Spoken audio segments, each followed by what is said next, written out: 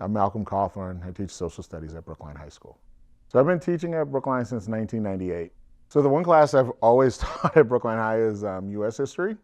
And so that's still, where I see most of my kids.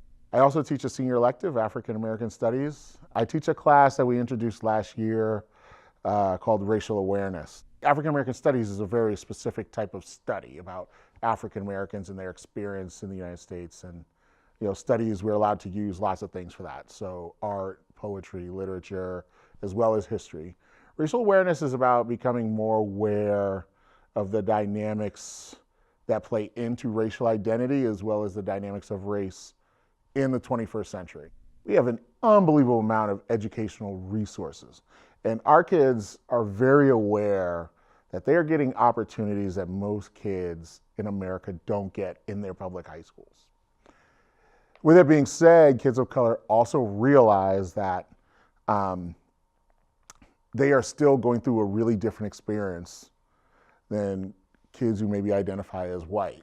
And I would say even racially, while there may be some commonalities, a person who identifies as African American is probably having a really different experience than a kid who identifies as Latino or Hispanic, and very different experience than a kid who identifies as East Asian, than a kid who identifies as Middle Eastern, and a kid who identifies as South Asian. In class, like for immigrant families, there's some different issues than, say, somebody who's of a racial difference who's born here. And not that one is better or tougher, or it just presents differently. And what that then means for that student who's trying to navigate this world at Brookline High.